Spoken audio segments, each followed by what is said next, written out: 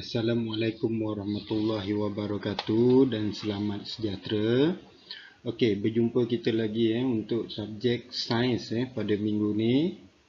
Okey, untuk subjek sains pada minggu ni kita akan masuk tajuk baru iaitu unit yang kedua bersama saya lagi Muhammad Saiful bin Sulaiman. Okey, baik, kita lihat pada slide ni kalau awak tak faham nanti bila habis tengok slide ni, awak boleh voicemail lah dekat saya melalui WhatsApp ataupun Telegram. Kita akan berbalas, maklum balas dekat situlah dalam masa 2 jam. Okey, mari lihat situasi di sebelah. Okey, kita lihat situasi di sebelah. Okey, murid-murid tadi sangat berdisiplin. Okey, kata Bikar kepada tabung uji. Tabung uji berkata, mereka amat berhati-hati semasa menggunakan kita.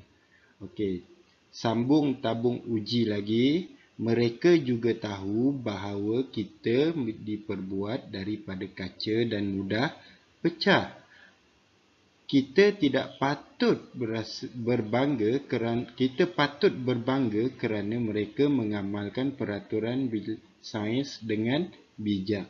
Baik. Okey, cikgu highlight dan dekat sini Okey, peraturan. Okey, ni peraturan yang cikgu highlightkan ni. Okey, apa yang kamu faham tentang peraturan? Baik Peraturan ni adalah di mana seseorang atau kita sebagai manusia gunakan sebagai panduan. Ada tujuan dia. Kenapa ada peraturan? Setiap benda yang berlaku ada peraturannya. Sebagai contoh, jalan raya. Di jalan raya ada peraturan yang perlu dipatuhi. Di sekolah ada peraturan yang perlu dipatuhi. Sebagai contohnya, tidak boleh memakai pakaian lain selain pakaian rasmi sekolah ketika hadir ke sekolah. Itu sebagai contoh. Baik. Okey, kita lihat pada tujuan peraturan bilik sains diwujudkan. Kenapa peraturan perlu wujud? Baik. Peraturan bilik sains perlu dipatuhi ketika berada di dalam bilik sains. Perlu dipatuhi ketika awak berada di bilik sains supaya, ini sebab dia, ini tujuan dia, peraturan tu diadakan supaya keselamatan dan keselesaan sebelum, semasa dan selepas menjalankan aktiviti terjamin. Apa maksud keselamatan ni? Okey, keselamatan ni maknanya kamu tidak tercedera ketika ataupun berlaku apa-apa perkara yang tak diingini semasa berada di dalam bengkel. Baik, kamu sedia maklum bahawa di dalam bengkel terdapat berbagai-bagai peralatan yang mudah pecah dan peralatan-peralatan yang berbahaya. Jadi, untuk tidak berlakunya perkara yang tak diingini, tidak berlakunya kemalangan, jadi wujudnya peraturan bilik sains. Maknanya, kamu kena ikutlah apa peraturan yang tertulis di dalam bilik sains. Kalau kita masuk ke makmal sains, ada peraturan-peraturan yang ditampal di dalam bilik-bilik sains ni. Tak kisahlah bilik sains ke ataupun bilik-bilik lain lah, macam bilik reka bentuk, bilik seni, semua ada peraturan yang tersendiri. Okey. Baik, kita pergi kepada yang pertama. Apakah peraturan bilik sains yang perlu kita patuhi? Okey, yang pertama, membuka pintu dan tingkap sebelum memulakan aktiviti.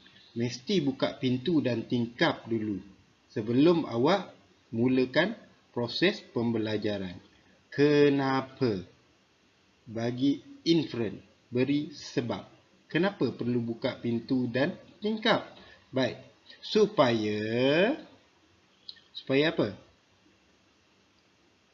Supaya pengudaraan dan pencahayaan di dalam makmal baik dan mencukupi.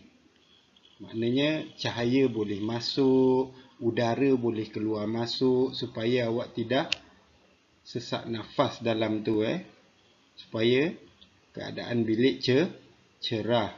Kalau awak lakukan eksperimen, ada bau-bau yang busuk dan bau-bau yang tidak menyenangkan, mudah untuk dibawa keluar oleh angin melalui tingkap. Faham Perlu buka ni supaya pengudaraan dan pencahayaan baik. Okey, yang kedua. Baik.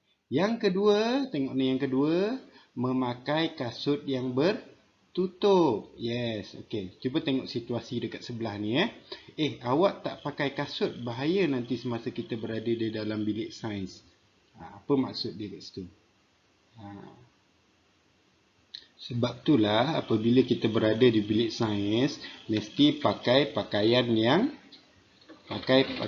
dan yang mengikut peraturan. Sebagai contoh, jika perlu pakai apron, pakai apron. Perlu pakai kasut bertutup, pakai. Kenapa perlu kasut bertutup?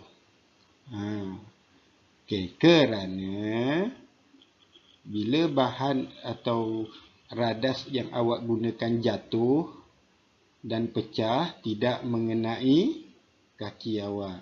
Faham Okey. Tak boleh pakai selipar. Tak boleh pakai selipar. Kerana pakai kasut yang bertutup. Mengelakkan kecederaan pada bahagian kaki. Okey, yang ketiga. Mengambil peralatan sains dengan cermat dan bertertib. Okey. Bila dengar arahan, okey, ketua kumpulan sila ke hadapan untuk ambil alatan dan bahan untuk menjalankan penyiasatan. Perlulah dengan cermat dan bertertib. Jangan berebut-rebut. Kita akan sediakan semua alatan dan bahan mencukupi. Hanya ketua kumpulan sahaja yang bergerak untuk ambil. Pegang dengan elok dan berhati-hati supaya tidak pecah ataupun supaya tidak tumpah. Kenapa? Bila pecah, dikhawatiri tangan kamu akan terluka. Banyak peralatan yang berbahaya dalam makmal sains. Okey, yang ketiga, mengambil peralatan dengan cermat dan tertib. Tertib ni bermaksud mengikut apa? Mengikut langkah yang betul. Mengikut susunan yang betul. Kalau cikgu cakap ambil bika dulu. Jangan cikgu suruh ambil bika, awak pergi ambil alatan lain. Tak bolehlah macam tu. Okey, seterusnya. Yang keempat, menjaga kelengkapan dan peralatan bilik sains. Menjaga kelengkapan dan peralatan bilik sains. Maknanya tanggungjawab kamu untuk jaga peralatan dan bahan-bahan dalam bilik sains. Jangan pecahkan, jangan rosakkan. Sebab bukan kamu seorang saja yang pakai. Murid-murid dari kelas lain juga akan pakai. Jadi sama-sama kita jaga. Cuba tengok gambar di sebelah. Apa tindakan kamu sekiranya ternampak situasi di sini? Okey, dia buat apa tu? Nampak tak apa yang dia buat? Dia menconteng meja. Bagus tak? Meja ni adalah peralatan bilik sains. Bagus ke tindakan dia tu? Boleh dicontohi ke? Tidak boleh. Ini vandalisme, merosakkan harta benda dan peralatan bilik sains. Jadi apa yang perlu kamu buat? Baik, segera melaporkannya kepada guru. Baik, yang kelima. Baik, cuba kita ingat kembali apa yang kita belajar. Baik, cuba kita ingat kembali apa yang telah kita pelajari. Terdapat 5 peraturan bilik sains yang perlu awak patuhi. Yang pertama, membuka pintu dan tingkap sebaik saja masuk ke dalam bilik sains. Yang kedua, memakai kasut yang bertutup untuk elak kecederaan. Dua ni sebelum kamu menjalankan aktiviti. Faham Okey. Yang ketiga, mengambil peralatan sains dengan cermat dan bertertib.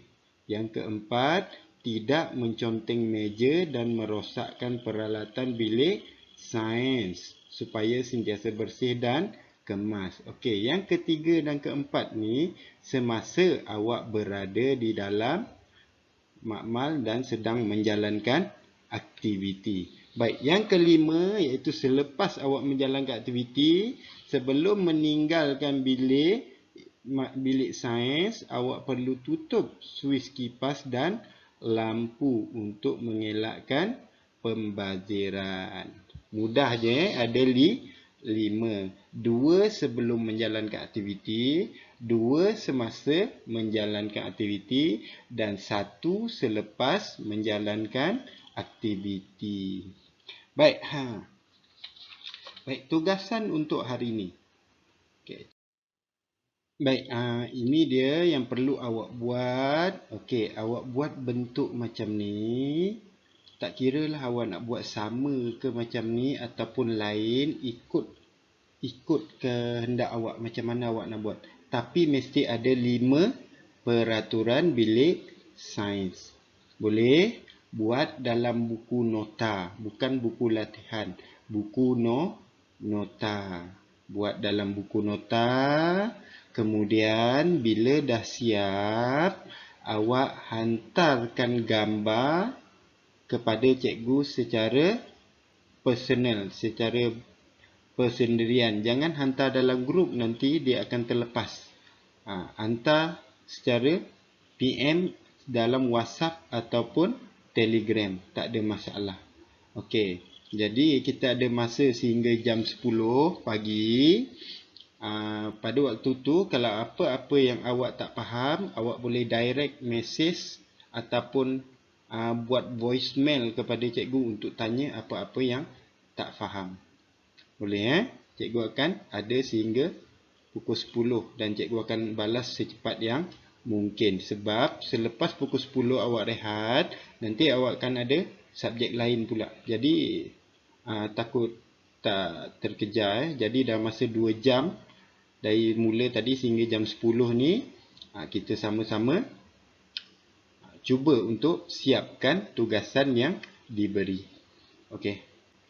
Itu saja, kita akan jumpa lagi pada minggu hadapan.